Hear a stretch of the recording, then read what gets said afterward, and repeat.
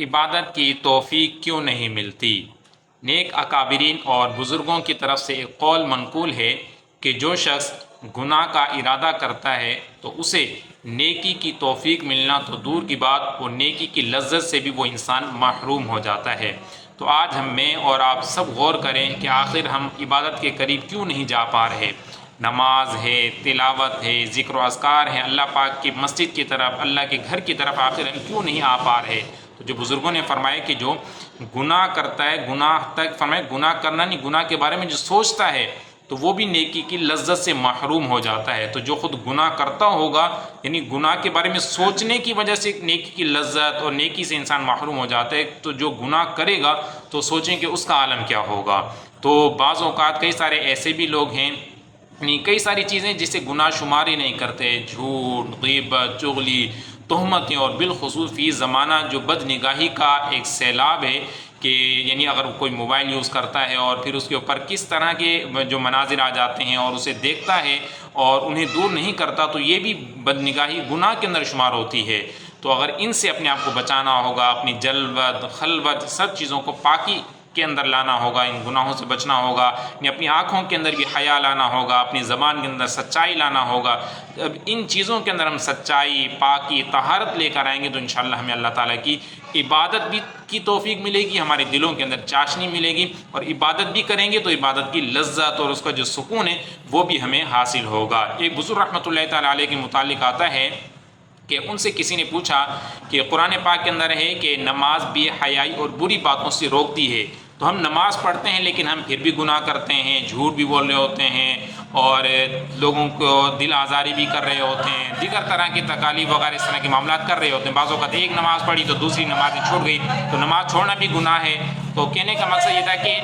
نیکیاں کر رہے ہیں لیکن وہ نماز ہماری ان برائیوں سے ہمیں کیوں نہیں روک رہی؟ تو ان بزرگ رحمۃ اللہ تعالیٰ علیہ نے فرمایا کہ بے شک قرآن پاک کے اندر جو فرمایا گیا کہ ان الصلاۃ تنہی عن الفحشاء والمنکر، کہ بے شک نماز بے حیائی اور بری باتوں سے روکتی ہے۔ اللہ پاک کا کلام ہے، یہ سچ اور حق ہے، 100% سچ اور حق ہے، لیکن مسئلہ یہ کہ ہم نماز کو نماز کے طریقے کے مطابق ادا نہیں کرتے۔ جو اس کے حقوق ہیں میں غور کروں اور آپ بھی غور کریں، کیا ہمیں نماز کی شرائط معلوم ہیں کہ نماز کی شرائط کتنی ہیں، نماز کے فرائض کتنے ہیں، اور نماز کے واجبات کتنے ہیں، اور کن باتوں سے نماز ٹوٹ جاتی ہے؟ کئی سارے ایسے مسلمان ہیں کہ جنہیں ان چیزوں کا علم ہی نہیں ہے۔ اب آپ خود سوچیں کہ جب ہم نماز ادا کر رہے ہیں ہمیں ان نماز کو توڑنے والی باتوں کا علم ہی نہیں ہے، تو ہو سکتا ہے کہ نماز ہماری ٹوٹ چکی ہو اور ہم سمجھ رہے ہوں کہ ہم نماز ادا کر رہے ہیں۔ تو ہمیں چاہیے کہ ہم نماز کی شرائط، ارکان نماز کی طرف ہمیں دل لگی لگانی چاہیے، نماز بھی پڑھیں اور اس کے ساتھ اس کے مسائل کو بھی سیکھیں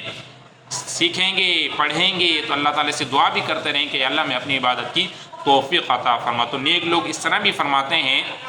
کہ ایک نماز ادا کر لیں تو اگلی نماز کے لیے اللہ پاک سے توفیق کی دعا مانگا کریں کہ یا اللہ مجھے اگلی، یعنی اگر فجر کی نماز پڑھ لی تو ظہر کے لیے دعا کریں کہ یا اللہ مجھے ظہر کی نماز با جماعت پڑھنے کی توفیق عطا فرما۔ ظہر پڑھ لی تو عصر کے لیے دعا کریں کہ یا اللہ مجھے اگلی نماز با جماعت تیرے گھر میں آ کر حاضر ہو کر نماز پڑھنے کی توفیق عطا فرمانا۔ تو ہر نماز کے لیے اور نیکیوں کے لیے اللہ پاک سے ہمیشہ مسلسل دعائیں کرتے رہا کریں۔ اور ایک بات یاد ذہن نشین فرما لیجئے کہ دعا کے لیے ضروری نہیں ہے کہ آپ ہمیشہ ہاتھ اٹھائیں تو تبھی دعا ہوگی، یہ بھی دعا کے آداب میں سے جب یہ ممکن ہو تو اس پر عمل کریں، وگرنہ دعا دل کے اندر بھی کی جا سکتی ہے۔ آپ چل رہے ہیں، پھر رہے ہیں تو اس وقت بھی دعائیں کر سکتے ہیں کہ یا اللہ میری مغفرت فرما دے، میرے گھر والوں کی مغفرت فرما دے، یا اللہ مجھے بھی نیک بنا دے، میرے گھر والوں کو نیک بنا دے، ہم سب کو اپنی عبادت کی، نیکیوں کی توفیق عطا فرما اور گناہوں سے بچنے کی توفیق عطا فرما۔ تو چلتے پھرتے اٹھتے بیٹھتے بھی انسان کو دعاؤں کی عادت بنانی چاہیے اور نیکی اور تقوی و طہارت کی زندگی اپنانے کی کوشش کرنی چاہیے۔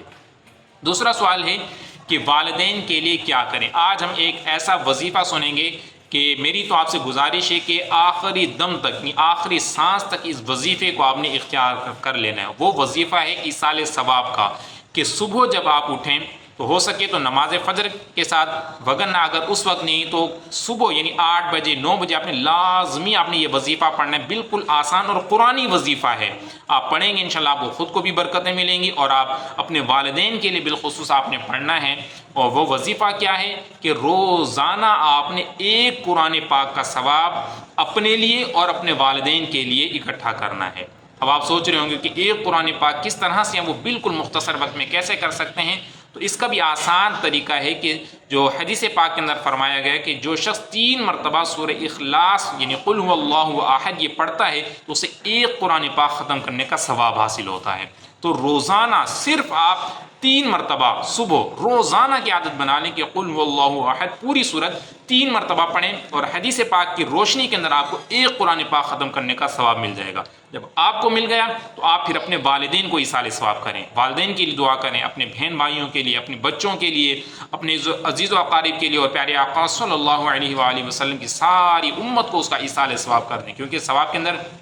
ثواب دینے والا اللہ ہے، اس کے اندر ثواب کے اندر تو کوئی کمی نہیں ہوگی، یہ بلکہ روایات کے اندر آتے ہیں کہ جتنوں کو ثواب کرے گا اتنا دگنا ہو کر انسان کو ملتا ہے۔ تو انسان یہ عادت بنا لیں کہ روزانہ ایک قرآن پاک کا ثواب آپ نے خود بھی حاصل کرنا ہے، اور صبح اور پھر یہ جو ایصال ثوابی آپ نے دوسرے مسلمانوں کو بالخصوص اپنے عزیز و اقارب، اپنے والدین، اپنے بہن بھائی، ان کو روزانہ ایصال ثواب کرنا ہے، اور بالخصوص جو نیک ہستیاں ہوتی ہیں پیارے آقا صلی اللہ علیہ وآلہ وسلم کی بارگاہ میں ایصال ثواب پیش کریں، صحابہ کرام کی بارگاہ میں، نیک لوگوں کی بارگاہ میں ایصال ثواب کریں گے تو انشاءاللہ روحانی طور پر ان کی بھی فیض و برکات آپ کو حاصل ہوں گی۔